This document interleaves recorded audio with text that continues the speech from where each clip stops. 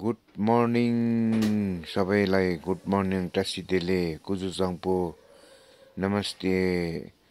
सबैलाई Vaser ब्लगमा welcome छ र आज फेरि तपाईहरुको माझ म एउटा पहिला हामीले यक्सुङ गुम्पाको माथि यक्सुङदेखि 7 किलोमिटर माथि गुम्पा एउटा पेन्टिङ गरेको थियौं त्यो देखाउन सकिरहेको थिएन लास्ट इयर त्यो गुम्पाको पेन्टिङ पनि आज म देखाउँदैछु तपाईहरुलाई र यो गुम्पा चाहिँ कहाँनिर छ भने यक्सम बजारदेखि 7 किलो या 5-6-7 किलोमिटर जस्तो माथि अलिक डाँडामा छ र त्यो गुम्पा चाहिँ धेरै पुरानो जिग्मी भन्नु गुरु रम्बुजीको अवतार हो उहाँ आउनु भएर सिक्किममा धेरै गुम्पाहरू फैलाएर धर्म प्रचार गरेर उहाँ टिबेटबाट आउनु भएको थियो र एभ्री साल दलोङ गुम्पा भनेर माथि नर्थमा पनि उहाँ एउटा ठुलो फेस्टिभल मनाउँछ र उहाँको लुगाहरू उहाँको पुस्तकहरू उहाँको सबै अहिले पनि उहाँको गुम्बामा चाहिँ बक्सामा राखेको छ र हामीले वर्षैपछि भेट्न सक्छौं र उहाँले बनाउनु भएको थियो 600-700 पहिला अगाडि तपाईको यो अनि यो गुम्पाको चाहिँ पेन्टिङ हामीले गरेको थियो र 2011 को भुइँचालोले यो बाङबुङ भएको थियो र यसलाई बनाएर रिपेयरिङ गरेर बनाएर चाहिँ यहाँको पेन्टिङ हामीले 2-3 साल अगाडि जिम्मा लिएको थियौं र लास्ट इयर हामीले सकेको थियौं र यो देखाउन पाएको थिएन र यो तपाईलाई यो देखाउँदैछ आज र यो पहिला यो फोटोहरु देख्नु हुँदैछ यो काम गर्नु भन्दा अगाडि चाहिँ हामीले यसरी क्याम्पसमा काम गर्छौं र काम गरेर चाहिँ तपाईको पेन्टिङ गर्दै रङ लगाएर क्याम्पसमा जब कम्प्लिट हुँदै आउँछ हैन अब यो एकैचोटी देखाएको हैन कम्प्लिट हुँदै धेरै महिनाको कामको तपाईलाई टुक्रा गरेर देखाउँदैछु र यो काम चाहिँ यसरी क्याम्पसमा बनाउँछ पहिला हैन यसरी पहिला चाहिँ हामीले क्याम्पसमा यसरी बनाउँछौं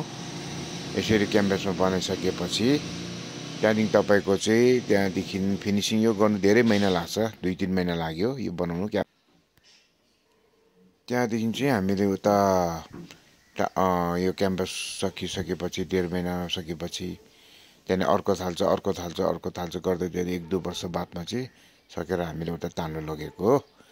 अनि तान्नु भन्दा अगाडि चाहिँ यसरी गम लगाएर टालिन्छ त्यो त अब तपाईहरुलाई थाहै छ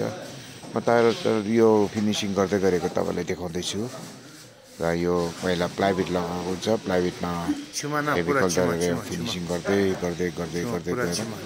धेरै साल पुरानो फर्स्ट गुम्पा हो तपाईले हेर्नुस् यक्सुङ दुब्दे गुम्पा माथि डाँडामा छ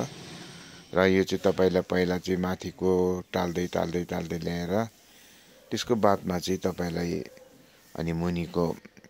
हाम्रो जुन चाहिँ पेन्टिङ छ त्यो टाल्दै ल्याउँछ हो र हेर्नुस् है यसरी टाल्दै पेस्टिङ गर्दै लान्छ पेस्टिङ गर्दै यसरी अब यो तपाईलाई सर्टकटमा देखायो भने यो 2 वर्ष लागेको कामहरु हो 2 वर्ष 3 वर्ष लागेको काम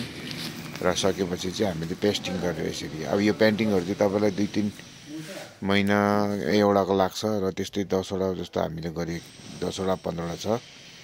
र यसरी गर्दै हामीले लास्ट टाइम विन्टरमा गरेको थियौं र गर्दै ल्याएर चाहिँ तपाईको यसरी टाल्दै ल्याउँछौं पेस्टिङ गर्दै त्यसको बादमा चाहिँ सकेपछि चाहिँ यसरी सक्दै ल्याएपछि तपाईको त्यहाँ तपाईले देख्न सक्नुहुन्छ सर्टकटमा देखाउँदैछु म तपाईलाई यसरी सक्दै तपाईको यो सबै क्यानभसमा गरे सक्दै ल्याएर अनि त्यो भित्तामा वालमा टाल्दै हामीले लान्छौं टालेर र यो आज लास्ट टाइम चाहिँ हामी देखाउन पाइरहेको थिएन र यो पनि ब्लग बनाएपछि तपाईलाई ब्लग देखाउँदै छु यो देवताहरु सबै तपाईले अब त्यहाँ फिनिशिङ गर्दै सक्दै आको र तपाईले हेर्नुस् है यो चाहिँ तपाईको झन्डै एउटाको 15 दिन 20 दिन महिना दिन कति महिना नै हुन्छ होला महिना जतिको टाइम लाग्छ हामीलाई र यो चाहिँ माथिल्लो तलामा हो है, यो त तल्लो तलामा अघि फर्स्ट इन्भेस्टिङ गर्दै आएको यो हो। अघि वालमा केही थिएन, अब तपाईँलाई टाल्दै सक्दै हाम्रो कामहरू सकाउँदै यसरी काम सकाउँदै टाल्दै देखाउँदैछु तपाईँलाई होइन। यो उहाँको गुम्बा पहिला जुन पेन्टिङ थियो त्यही पेन्टिङ नै हामीले गरेको र त्यही पेन्टिङ चाहिँ त्यहाँ पहिले जस्तो पुरानो भत्केको थियो 2011मा भुइँचालो जुन चाहिँ आएर र त्यसलाई रिपेयरिङ गरेर जुन पहिला देवताहरू थियो त्यही देवताहरू नै हामीले नयाँ अब रिपेयरिङ मात्रै नयाँ नै बनाएको र नयाँ बनाएर चाहिँ आज यो गुम्बाको भित्रपट्टिको कामहरू कम्प्लिट भयो र यो मूर्तिहरू देख्नु हुँदैछ धेरै साल पुरानो एकदम है। हाम्रो टिबेटनबाट भन्यो भने ती पेचा छिम्बो एकदमै छिम्बो रे दादी। अनि यतापट्टि पनि सकेर हामीले पहिला यो वालमा पनि यही भगवान थियो र यसलाई नै हामीले फेरि सेम बनाएर नयाँ बनाएर अनि फेरि यता टाल्दै अहिले काम कम्प्लिट भएको छैन र काम कम्प्लिट हुँदै तपाईँले देखाएको यो 2 वर्ष त्यति गरेको काम चाहिँ तपाईँलाई सर्टकटमा देखाएको 15 मिनटको ब्लगमा। र यो त अब काम पुरा टाइम लाग्छ। यो चाहिँ माथिल्लो तलामा हामीले काम गरेको थियौँ, यो तल्लो तला सकेर माथिल्लो तलाको है। अनि तल्लो तला सक्दा चाहिँ यस्तो देख्छ, यसरी माथिबाट हेर्दा यसरी देख्छ। र यो माथिल्लो तलाको काम पनि हामीले काम गरेर फिनिसिङ गऱ्यौँ। अनि यो चाहिँ माथिल्लो तलाको गुरु रिम्पोछेको जङ्तो पेरी खोडाङ मतलब हेभन गुरु रिम्पोछेको त्यहाँ पनि हामीले कम्प्लिट गऱ्यौँ र कम्प्लिट गर्दै ल्यायौँ। कम्प्लिट गर्दै यसरी टाल्दै र यता कम्प्लिट भयो है माथिको। अनि तलपट्टिको म देखाउँछु तपाईँलाई, अघि कम्प्लिट भएको हो यसरी तलको कम्प्लिटहरू यसरी सकेपछि यस्तो देख्छ है। र तपाईँले हेर्नुहोस् यो तपाईँको यो हामीले कम्प्लिट गर्दै आएको र अब यहाँबाट कम्प्लिट गरेर चाहिँ तपाईँको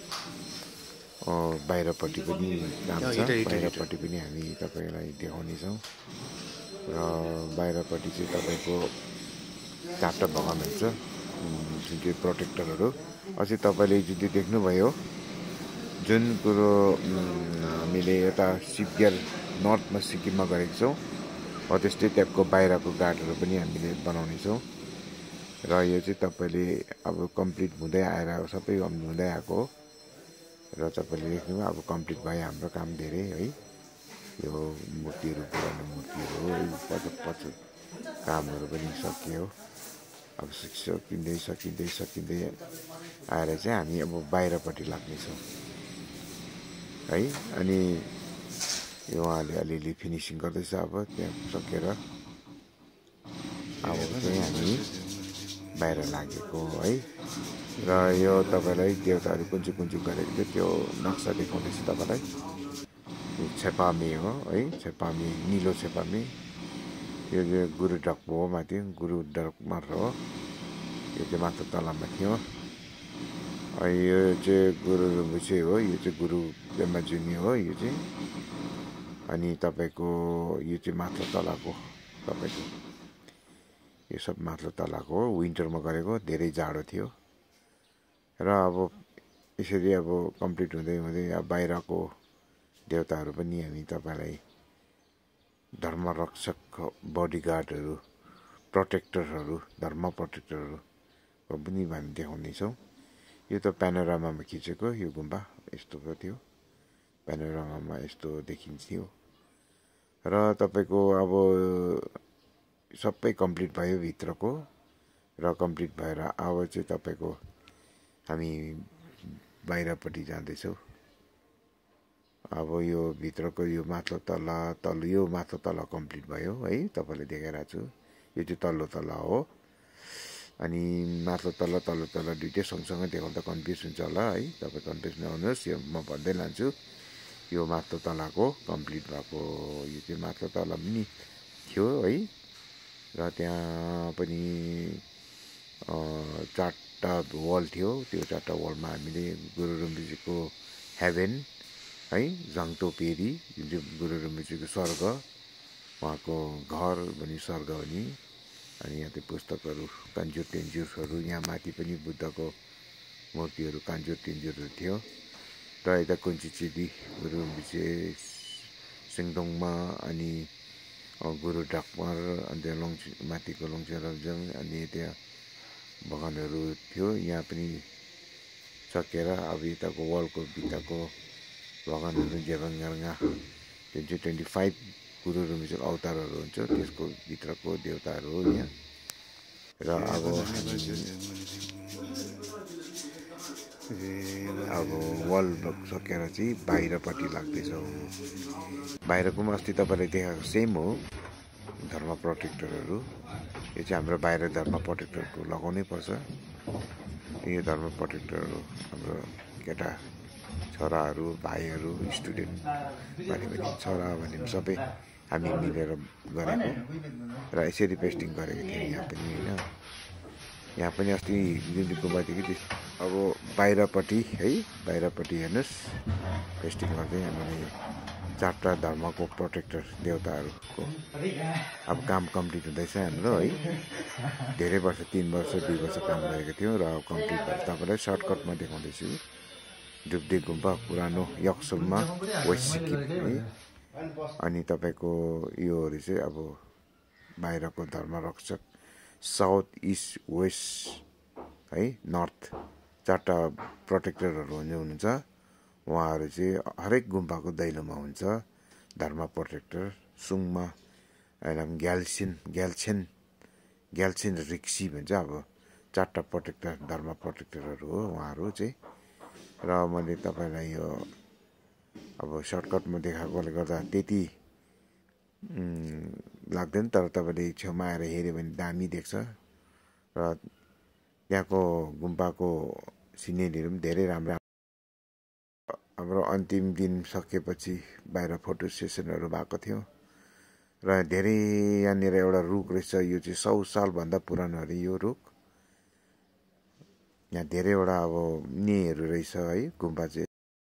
हजुर ने भनेको चाहिँ यस्तो कि तपाईँको नेपालीबाट भनेपछि तीर्थहरू बगानहरूले बनाइराखेको लामाहरूले ठुल्ठुलो गुरुम्बिसेहरूले तीर्थ खोलिरहेको रहेछ त्यता जस्तै हामी जानुहुन्छ काशीहरूका जाने जस्तो है त्यस्तो जग्गा रहेछ र त्यसमा हामी चाहिँ यहाँनिर शुद्ध जग्गा एकदम राम्रो यस्तो रहेछ